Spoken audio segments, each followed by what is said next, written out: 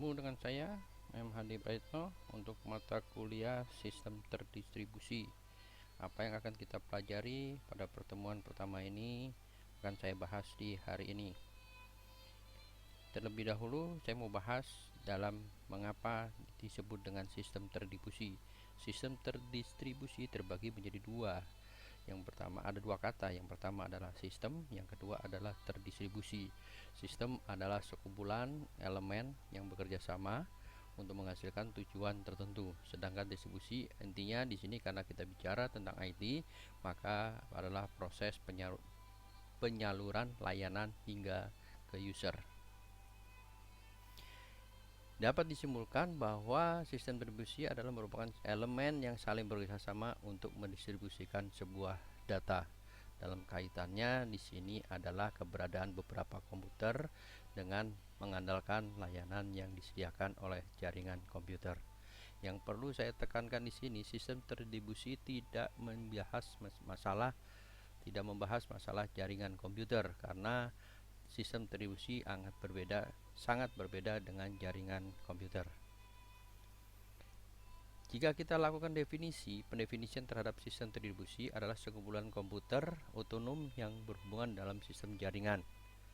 Seperti halnya kita lihat di dalam sebuah gambar di sini ada teller mesin yang akan terhubung oleh server-server dalam sebuah bank.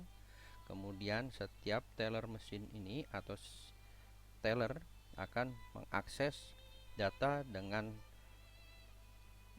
apa yang dibutuhkan oleh nasabahnya.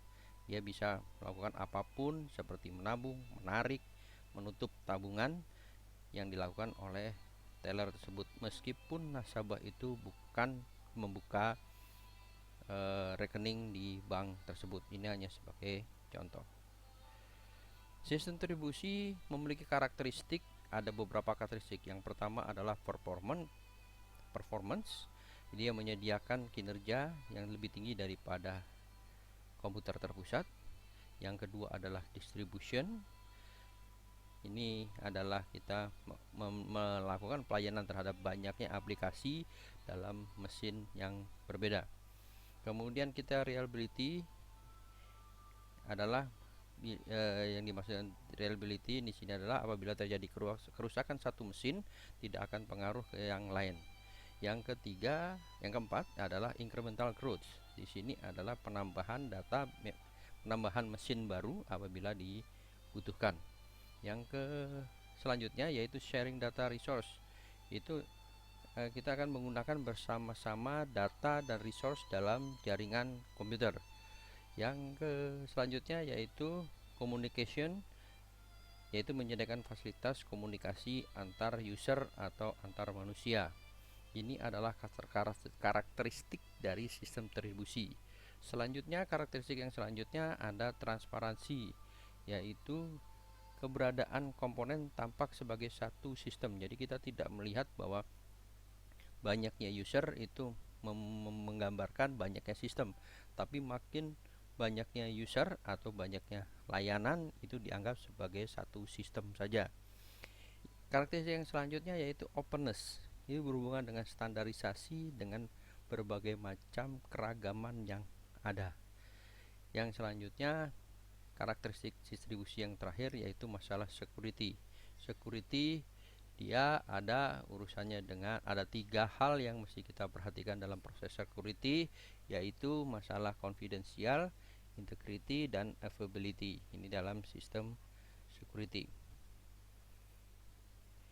Kalau kita lihat ruang lingkup dalam sistem terdistribusi ternyata cukup banyak.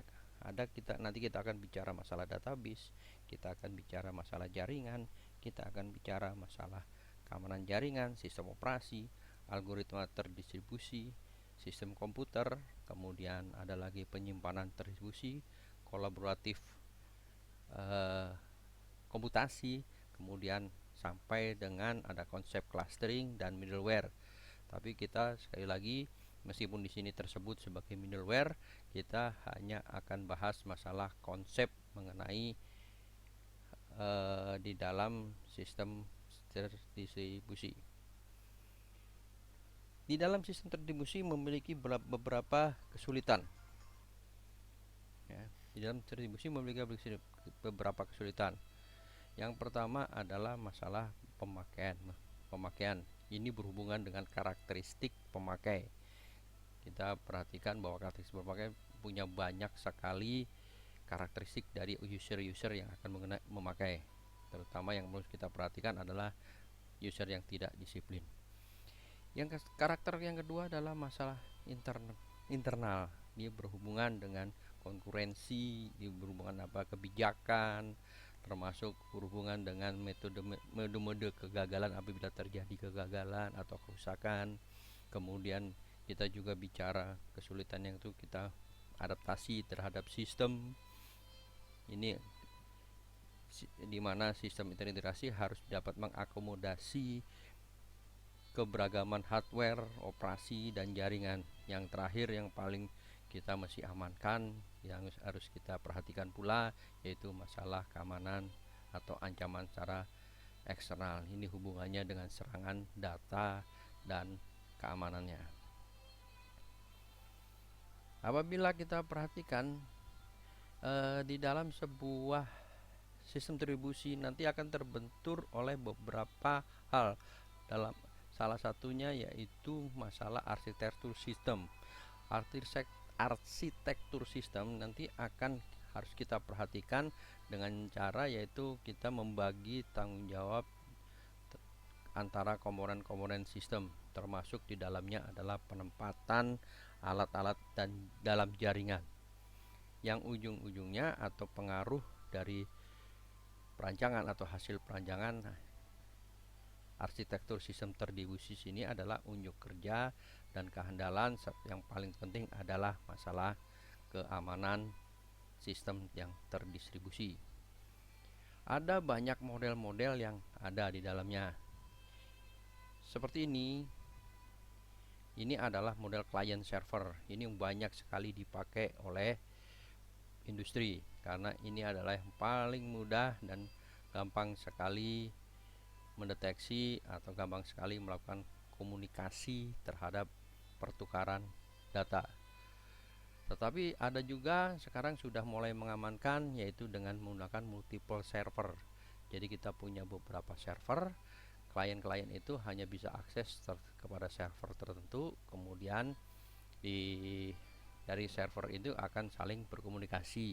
Contohnya seperti antara bank dengan BI. Bank dengan BI itu sudah memang ada komunikasi, tetapi kalau kita dari bank ke bank itu harus melewati BI, seperti hal ini yang terjadi di BI checking. Yang terakhir yang paling cukup aman yaitu sebenarnya adalah proxy server. Kita melakukan di sini proxy server. Proxy server server itu kita taruh di dalam cloud, kemudian klien-klien mengaksesnya ke dalam server atau proxy yang ada. Ini adalah contoh model di dalam proxy server. Ketiga ini mau client server, kemudian multiple server.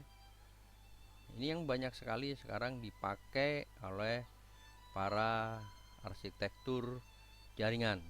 Tapi sekali lagi kita tidak membahas masalah jaringan. Yang kita bahas nanti adalah masalah sistem terdistribusi.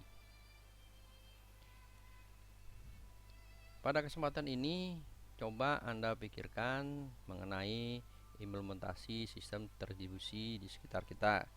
Seperti halnya tadi sudah saya kasih contoh dunia perbankan, bahwa data apabila contohnya adalah apabila kita melakukan leasing terhadap mobil atau motor, maka data itu akan pula terbaca oleh Bank Indonesia.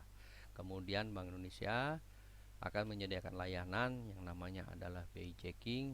Apabila jadi kalau kita melakukan leasing di tempat yang lain, maka